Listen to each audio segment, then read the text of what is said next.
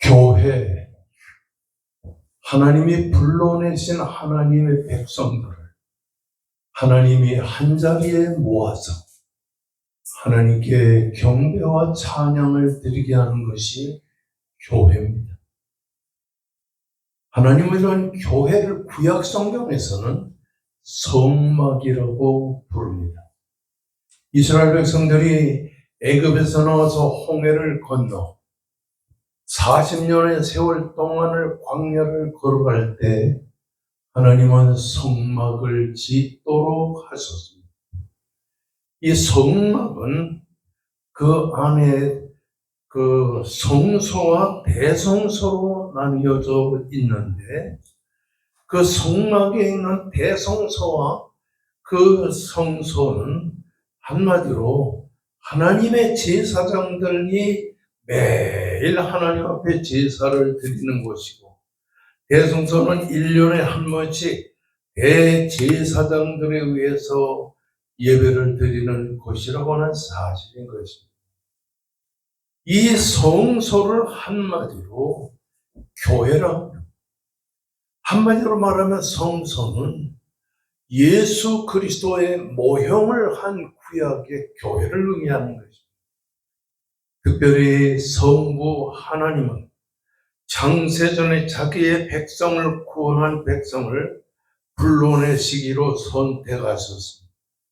그리고 선택을 한 그 선택받은 생명은 예수 그리스도에 의해서 십자가의 보혈로 구속함을 받고, 성령은 하나님의 인치심을 받은 구원함을 받은 하나님의 백성들을 하나님이 불러서 하나님의 소유로 삼았다고 하는 사실, 이것을 성소라고 하는 하나의 중요한 과정을 통해서 이스라엘 백성들은 가나안으로 들어갈 때 성소가 12지파의 중심에 있으면서 항상 하나님을 중심으로 살도록 했습니다. 여기서 우리가 생각하게 되는 것은 하나님의 성소인 하나님의 성막에는 지성소와 성소가 있는데, 이 지성소와 성소를 이렇게 만드는 것은 한마디로 조각목이라고 하는 이러한 가시나무로서 그 성소와 지성소를 만듭니다. 그런데 그 성소와 지성소는 한마디로 말하게 되면 하나님의 백성들을 강조하는데, 특별히 그 성소와 지성소를 만드는 그 조각목은 아주 아무것도 아닌 보잘것없는 것이지만은, 하나님께서 이 보잘것없는 이 조각목을 가지고 잘 다듬어 가지고 그 조각목 위에 금으로 입히게 되는 것입니다. 한마디로 말하면 하나님의 백성들은 별 볼품없는 존재지만 믿음으로 잘 싸서 하나님의 귀한 백성을 만들어서 하나님께 영광을 돌리게 한다고 하는 사실입니다. 에베소 1장 1절의 말씀에 하나님의 뜻으로 말미암아 그리스도 예수의 사도 된 바울은 되었다, 사도가 되었다는 이 발언을 이렇게 말하면서, 이 되게 되는 존재는 지식이나 세상의 어떤 힘으로 된 것이 아니고 하나님의 그 은혜로 되었다는 사실인 것입니다. 그러므로 고린도전서 15장 10절의 말씀을 보면 사도 중에 지극히 작은 자, 내가 하나님의 교회를 핍박하였으므로 사도로 칭함을 받기에 감당치 못할 자라. 그러나 나의 나 된 것은 오로지 하나님의 은혜로 된 것이라고 말씀을 했습니다. 아멘. 그렇습니다. 우리는 하나님의 은혜로 말미암아 거룩한 하나님의 백성이 되었다고 하는 사실. 중요한 것은 이렇게 하나님의 백성이 되어서 하나님의 백성으로서 이 세상을 사는 우리들에게 사도 바울은 고린도전서 12장 4절에 이렇게 말합니다. 은사는 여러 가지나 성령은 같고 직임은 여러 가지나 주는 같으며 또한 역사는 여러 가지나 모든 사람 가운데 역사하시는 하나님은 같으니 각 사람에게 성령의 나타냄을 주심은 유익하게 하려 함이라. 어떤 사람에게는 성령으로 말미암아 지혜의 말씀을, 어떤 사람에게는 성령으로 말미암아 지식의 말씀, 어떤 사람에게는 성령으로 말미암아 믿음을, 어떤 사람에게는 성령으로 말미암아 병 고치는 은사를, 어떤 사람에게는 능력 행함을, 어떤 사람에게는 예언함을, 어떤 사람에게는 영을 분별함을, 어떤 사람에게는 방언을 말함을, 어떤 사람에게는 방언을 통역함을 하나님께서 은사로 선물로 주셨다고 하는 사실인 것입니다. 이 모든 일을 같은 성령이 행하사 그 뜻대로 각 사람에게 나누어 주시느니라고 말씀했습니다. 하나님의 성령으로 인치심을 주시는 하나님의 백성에게는 하나님의 선물로 은사, 선물이라는 말, 은사라는 말인데 은사를 하나님께서 우리에게 주시는 것입니다. 은사는 선물인데 어떤 사람에게는 지혜의 말씀을, 어떤 사람에게는 지식의 말씀을, 어떤 사람에게는 믿음을, 어떤 사람에게는 병 고침을, 능력 행하고 예언하고 영 분별을 하고 각 사람의 방언을 말함을 주시고 방언 통역함을 주셨다고 하는 사실인 것입니다. 이렇게 하나님은 하나님의 백성들에게 성도가 된 존재가 될 때 하나님이 은사를 주시는데 이 하나님의 백성된 존재들이 은사를 받을 때 같은 은혜를 받는 것을 변화의 은혜라 이렇게 말합니다. 옛 생활이 변하여 새로운 생활로 변화되는 것을 강조하는 것입니다. 바울 사도는 이렇게 하나님의 백성된 성도들이 이렇게 은사를 받고 변화의 은혜를 받을 때에 그런 사람들을 모아놓은 것을 교회라 그렇게 말을 하게 되는 것입니다. 교회는 그리스도는 교회의 머리가 되고 우리 교회는 그리스도의 몸이 돼서 머리된 그리스도를 중심으로 우리는 이 세상을 교회 안에서 살게 된다고 하는 사실인 것입니다. 구원받은 성도의 모임이 왜 교회인가? 교회는 부름받은 성도의 집합체이기 때문인 것입니다. 교회는 그리스도를 적대시하는 모든 불순 세력에 대하여 권세와 능력으로 대결을 해나가게 된다고 하는 사실을 보여주는 것입니다. 이렇게 바울 사도는 이 하나님의 원수되었던 불신 세력에 속한 사람이었지만은 사도 바울은 사도가 된 다음에 중요한 은혜를 체험하게 됩니다. 그것이 바로 기도의 은혜입니다. 여러분, 우리도 바울처럼 이렇게 하나님의 백성이 되어 교회의 일원이 되게 되면 기도의 은사를 체험하게 된다고 하는 사실입니다. 기도의 은사를 체험하면 기도의 두 가지 체험이 나오게 되는 거예요. 첫째는 계시를 구하는 기도를 하게 됩니다. 하나님의 말씀의 계시를 하나님 앞에 간구하며 기도하며 간구하며 기도하게 된다는 사실입니다.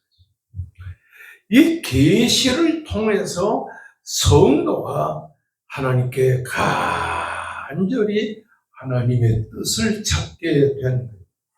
두 번째는 우리 성도들은 하나님의 성도가 된 다음에는 그 성도들은 감사의 기도를 하나님 앞에 간절히 드리게 된다는 사실. 세 번째는 하나님께 교회를 위해서 중보 기도하게 된다고 하는 따라 하십니다. 계시를 구하는 기도, 계시를 구하는 감사의 기도, 감사의 기도, 교회를 위한 중보의 기도, 교회를 위한 중보의 기도, 이 세 가지 기도 생활을 우리 성도가 하나님께 간절히 끊임없이 간구하고 또 간구하게 된다고 하는 성령으로 속사람을 강건케 해달라고 간절히 기도하게 됩니다. 믿음으로 계시를 달라고 하나님께 간절히 기도하게 되는 것입니다. 사랑의 터가 굳어지게 해달라고 기도합니다.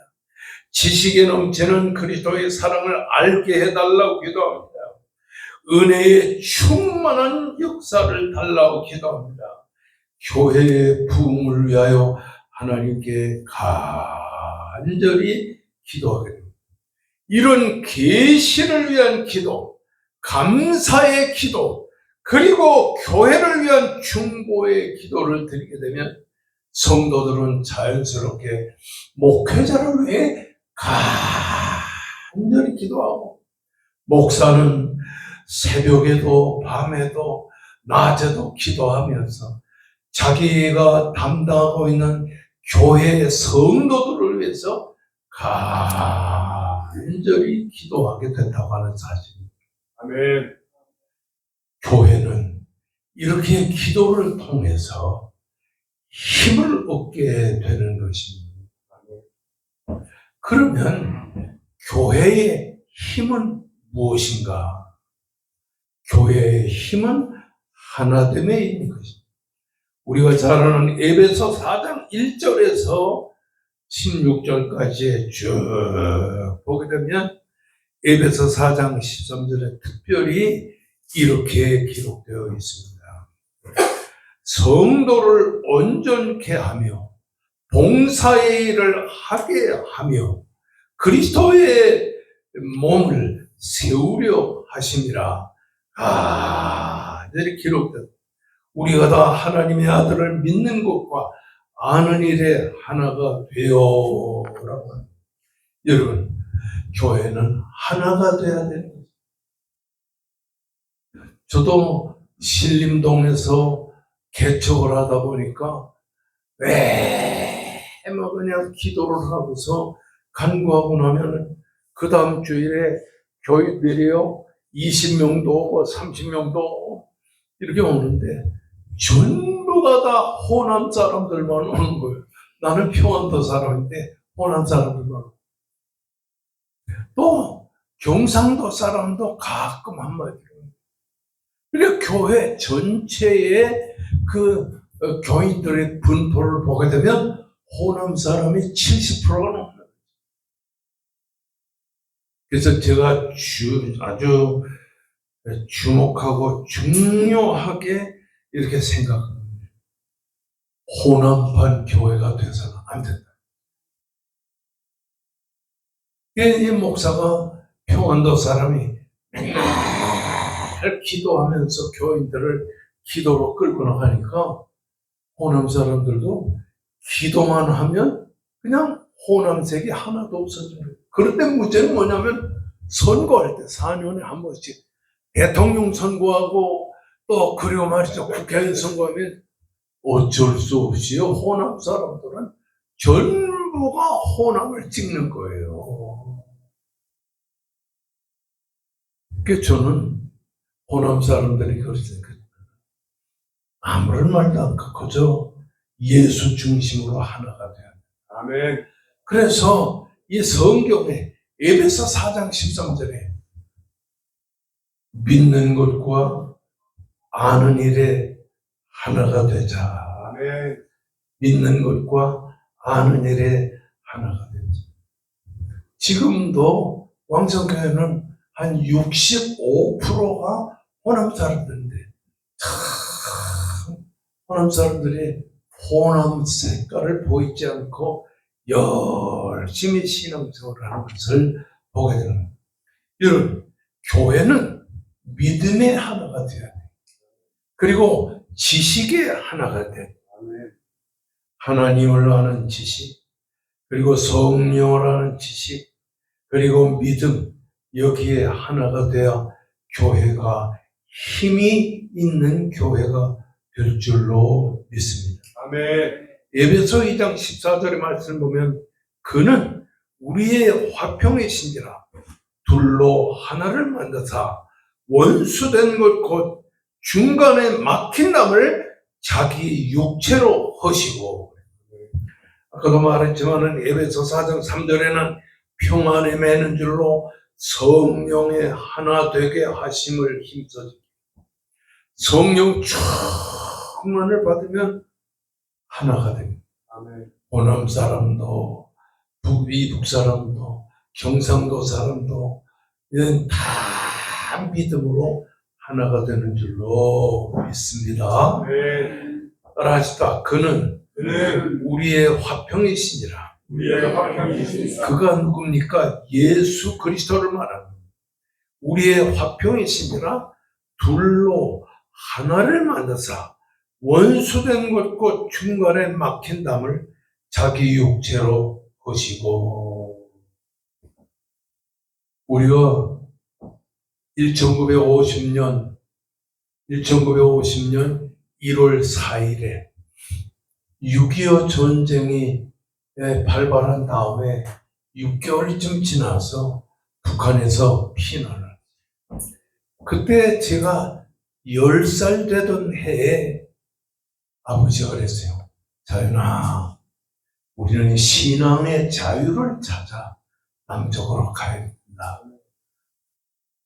누가 물어보거든 예수 잘 믿기 위해서 남한으로 간다고 그렇게 얘기해야 된다. 아멘. 그리고 아버지가 구두방에 가지고서 가죽 구두를 갖다가 내가 받아들이니까 다 하나 사주고, 그래서 평안남도 신안주에서부터 걸어가지고 평양을 거쳐서 대동강을 건너 그리고 남쪽으로 계속 가다 보니까 구두가 다 닳았어. 그래서 운동화 하나 또 사서, 그리고 주일날에는 아버지가 어떤 일이 있어도 이남으로 오지 않았어. 그래서 피난 오다가 어떤 집에 들어가면 거기에 사람들이 수십 명이 거기서 잠을 자고 있어요. 우리도 그 집안에서 잠 못 자고 그 마당에 거기다가 이렇게 짚을 깔고 거기서 잠을 자는 거예요. 내가 아버지 사랑을 전쟁 중에 그렇게 많이 느꼈어요. 아버지가요, 내가 받아들이라고. 6남매를 낳아가지고 데리고 나오는데 나를 꼭 안고 밤에 아버지는 이불도 제대로 덮지 못한 채 나에게 이불 덮게 해줘가지고서 이렇게 다 나왔어요. 그리고 주일날 되면은 그 집에서 모퉁이에서 찬송 부르고 성경 읽고 성수주의를 한다고. 나는 어떤 자식이냐면 성수주의를 전쟁통에도 한 아버지를 모신 목사예요. 아멘. 그러다가 아버지가 한의사니까 나도 한의과대학에 들어갔는데, 한의과대학에서 정말 공부하기도 싫은데 그 아버지가 한의사니까 아버지가 또 병을 잘 고쳤어요. 어떤 때는 암도 낫고 이랬어요. 그래서 제가 거기서 몇 년 동안 공부를 하고 대한민국 보건사회부에서 치는 국가고시를 쳐서 거기서 내가 어떻게 합격을 했어요. 내가 합격할 실력이 못 됐는데 합격을 했어요. 그래가지고 한의사를 8년 동안을 했는데 오늘 여기에 찬양을 부른 길안나 권사가 맞달로 내가 25세 우리 길안나 권사를 낳았어요. 그런데 음악을 하려고 그러는지 어떻게 우는지 몰라요. 그래가지고 내가 그냥 영화관에 아내와 함께 이렇게 셋이서 가면 뭐 영화관에서 울어 제끼는데요. 내가 밖으로 끌고 나가자. 볼을 그냥 때리면서 야 영화 좀 보자. 영화 좀.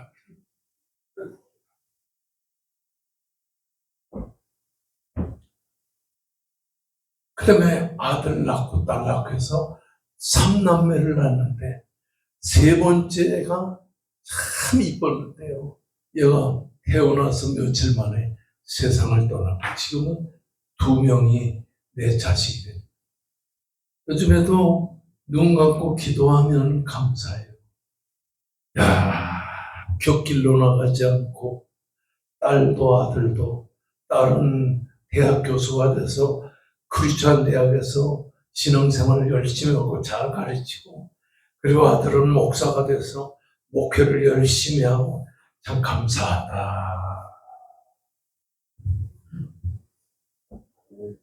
저는 제 아내한테 한 번도 목사 부인으로 바르게 살아라 이런 말을 안 했어요. 항상 몸이 아프니까 그냥 밤이면 철야 기도하다 가가지고 집에 가서 간절히 머리에 손을 얹고 기도하면서 하나님 아버지 내 안에 목회의 걸림돌이 되지 않도록 간절히 건강 주시고 은혜 달라고 간절히 기도해요. 5년 동안 기도하는데 어느 날 아내가 이런 말을 해요. 목사님 나 신학교 가게 좀 돈 좀 주세요. 그래가지고 총신 신학대학원에서 공부를 했어요. 기도하면 남편도 아내도 자식도 다 바르게 된다는 사실을 알아요. 아멘. 기도하면 하나님의 은혜의 성령 안에서 남편도 아내도 자식들도 다 하나가 돼요. 믿음 안에서 성령으로 지식의 하나가 돼요. 다 같은 믿음을 가지고 세상을 살게 돼요. 백합교회 성도 여러분, 이제 여러분의 나이가 되면 아들, 딸이 다 50이 넘었어요. 이젠 늙은 부모들이 50이 넘은 자녀들 잔소리한다고 되질 않습니다. 그냥 하나님 앞에 간절히 기도하면 에베소 2장 14절에 성령에 매는 줄로 성령이 평안에 매는 줄로 성령이 하나 되게 하신 것을 힘써 지키라 하신 말씀. 또 에베소 2장 14절에 한 성령 안에서라고 하는 거예요. 이와 같이 성령 안에서 하나가 되는 믿음의 역사를 체험하게 되리라고 믿습니다. 아멘. 남편과 아내가 하나가 되지 못하고 맨날 잔소리하고 다투고 돈 달라고 그러고 줄 돈은 없고 그러면 되겠습니까? 간절히 기도하면 남편도 아내도 자녀도 다 하나가 될 줄로 믿습니다. 아멘. 에베소 4장 3절의 말씀에 평안에 매는 줄로 성령의 하나가 되게 하신 것을 힘써 지키라. 교회도 가정도 하나가 되는 놀라운 여러분의 가정이 되시기를 주님의 이름으로 축원합니다. 아멘. 할렐루야. 아멘. 에베소 5장 1절에서 8절 25절까지 보면은 뭐라고 쓰여져 있냐니 무엇을 하라. 에베소 5장 1절, 2절, 8절, 14절, 21절, 22절, 25절에 보면 무엇을 하라. 이렇게 명령형으로 기록되었어요. 이것은 뭘 말하냐니 적극적인 삶을 살라고 강조하고 있는 것입니다. 이것은 한마디로 크리스천의 책임과 의무를 우리에게 강조하고 있다고 하는 사실입니다.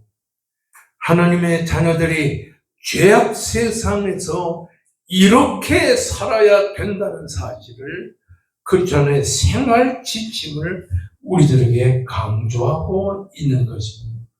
특별히 에베소 1장, 2장, 3장, 4장을 쭉 보게 되면 성령의 하나 되게 하실 것을 힘써 지키라. 교회도 가장 가슴 아픈 게 하나가 안 되는 거예요. 교회도 그렇고 구역도 그렇고. 그런데 제가 존경하던 조영기 목사님, 조 목사님이 제가 합동 지역 목회자인데도 그렇게 저를 좋아하셨어요.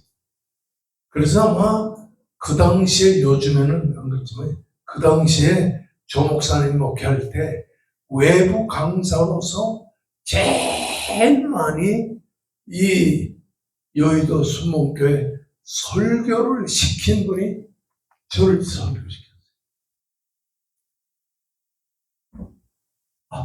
수요 설교를 하는데 그 여의도는 수요 설교에 꽉 찼습니다. 설교를 마치고 집으로 돌아와서 이렇게 목사님이 봉투를 주시는데 봉투를 열어보니까 얼마가 들어있냐 하니 500만 원이 들어요. 보통 100만 원, 50만 원인데 나한테 500만 원을 줬어요.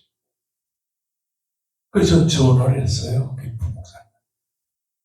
아니 이렇게 많이 주면 부담되고 교회도 좋지 않을 텐데.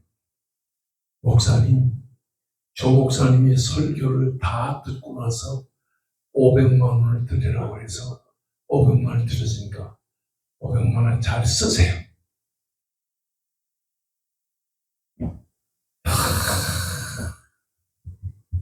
개척교회 하면서 그렇게 어렵게 살았는데 그런 조 목사님 주시는 500만 원 같은 그런 돈을 가지고서 우리 기란나 권사도 대학 졸업하고 이태리에 유학가고 미국에 유학가고 다 여의도 순복음교회 헌금으로 공부를 합니다. 그래서 저도 그걸 본받아가지고 우리 교회가 비록 큰 교회는 그 당시 아니었지만 오시는 강사 목사님한테 100만 원, 200만 원 항상 보태주고 그랬어요. 여러분, 제가 성경을 읽으면서 교회라고 하는 말을 그렇게 많이 느꼈어요.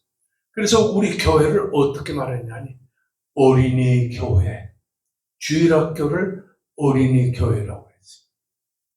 중고등부를 청소년 교회라고 했어요. 청년들을 청년 교회라고 했어요. 어른들이 모이는 교회를 장년 교회라고 했어요. 그때는 열심히 그냥 연구하면서 했는데 나중에 보니까 그게 다 성경에 나오는 거예요.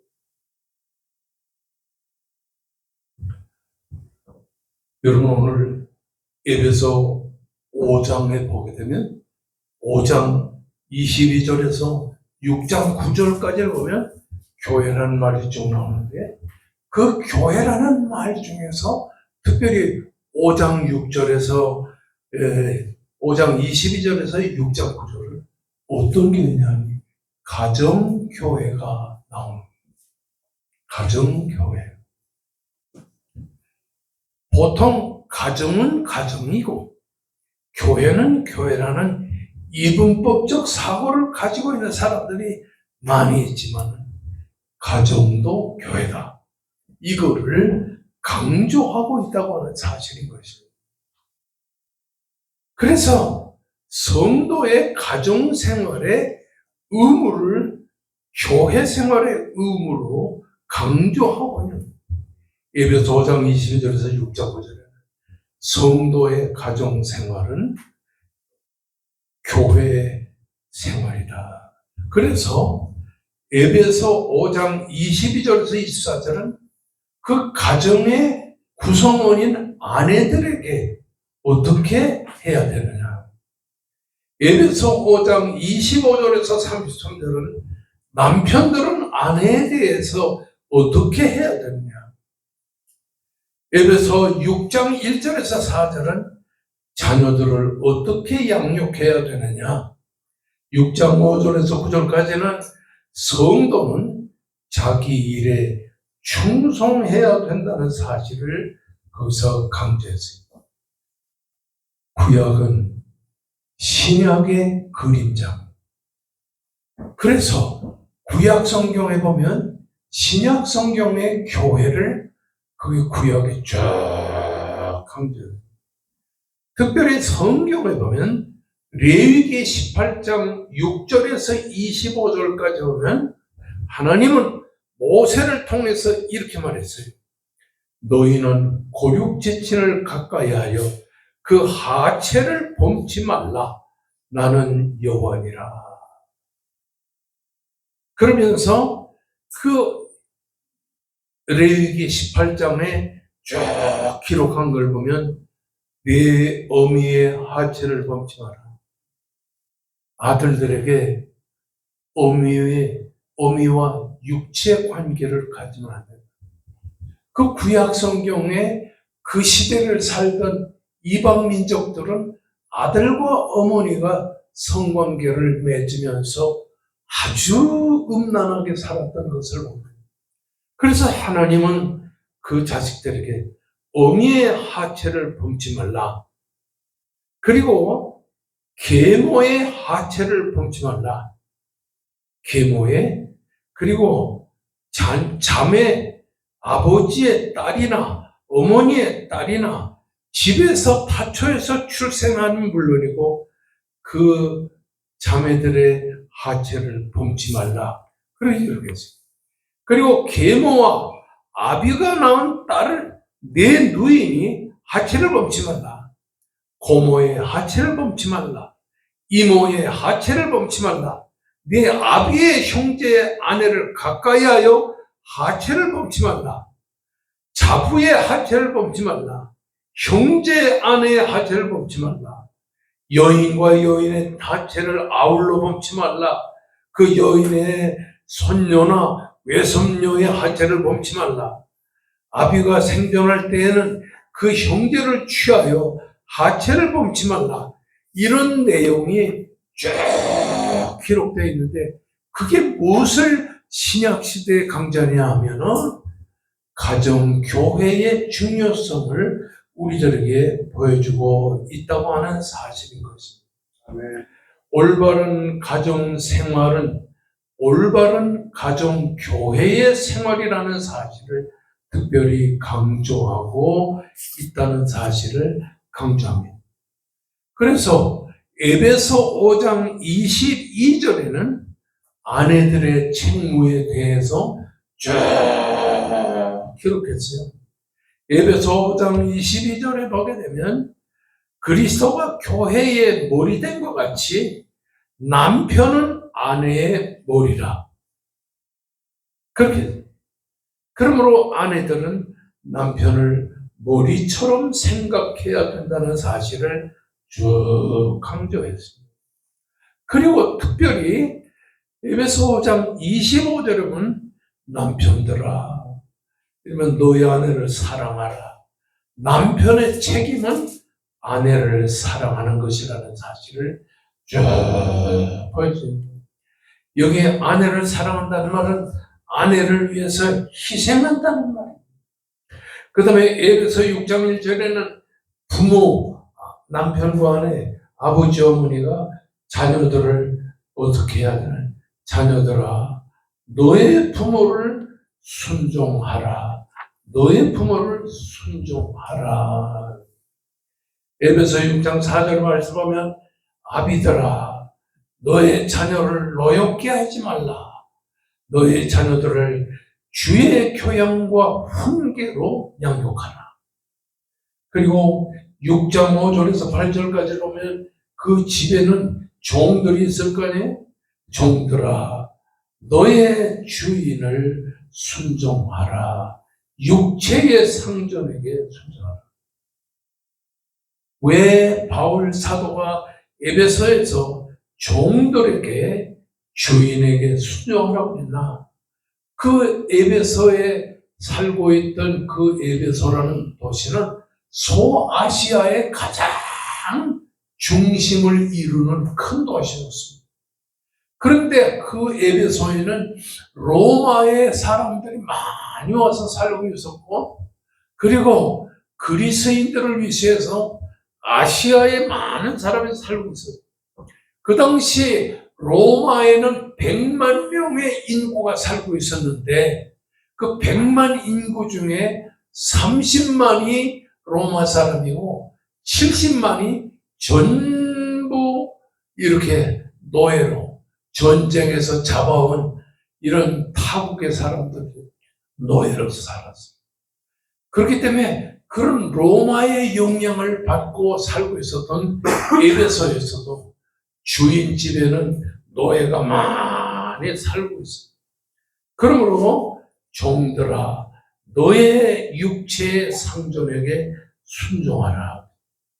그리고 6장 9절에 보면 상전들아, 너의 노예를 공갈하지 말고 노예를 잘 다스려라고 말했어요.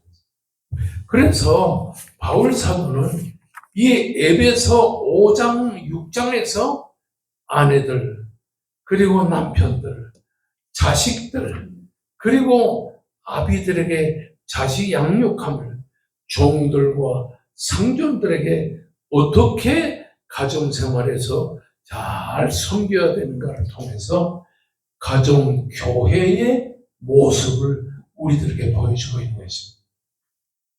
오늘도 여러분의 가정을 다스릴 때,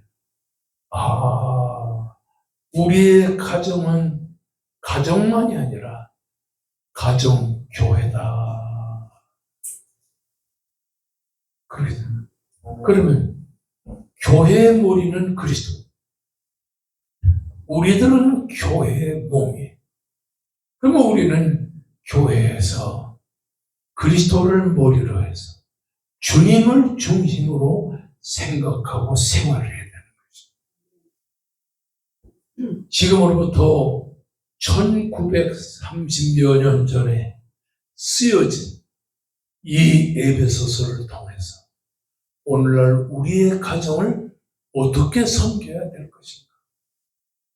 가정에서 아버지 노릇을, 어머니 노릇을, 자식 노릇을, 부모 노릇을, 또 가정에서 우리가 어떻게 가정에 일을 하면 이런 식노로나 또는 동사자로 일하는 사람들이 가정을 어떻게 봉사해야 되느냐 하는 것을 잘 생각해요.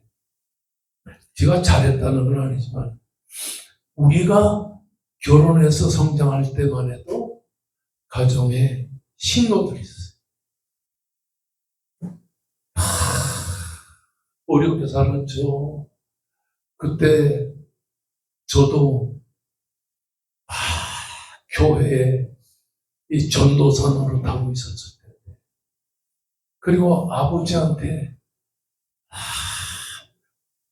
부원장으로 해줬어요. 참 아버지는 왜 이렇게 월급을 적게 주는지 모르겠어요.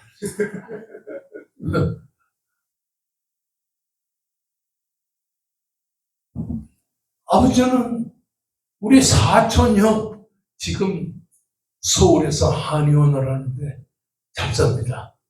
그 사촌형 용돈도 많이 주고 등록금도 주고 다 이러는데 나한테는 용돈도 안 줍니다. 그래서 그때는 아버지가 주무시고 나면은 아버지가 잘 때까지 기다리고 있다가 아버지 주머니에서 용돈 좀 훔쳐서 쓰고 그랬어요. 그리고 나중에 대학교 때 은혜를 많이 받고 나서 아버지한테 무릎 꿇고 회개를 했어요. 아버지 주머니에 돈 내가 많이 훔쳐서 썼습니다. 용서해 주세요. 그랬더니 아버지가 내 등머리를 두드리면서 괜찮아. 성도 여러분, 우리는 지금 가정이란 교회에서 남편으로, 아내로, 부모로, 자녀로 살고 있어요. 우리의 머리 되는 예수 그리스도를 가정의 주인으로 모시고 있어요. 아멘. 그러므로 내 가정의 주인은 예수님이시다. 아멘. 그러므로 아버지도 어머니도 예수님을 주인으로 해서 가정의 봉사자로 섬겨야 될 것을 믿습니다. 아멘. 다 같이 우리 큰 목소리로 간절히 기도할 때, 오 하나님이여, 우리의 백합조론교회를 지켜주시고 은혜와 사랑으로 함께하여 주시옵소서라고 간절히 기도하십시다. 그리고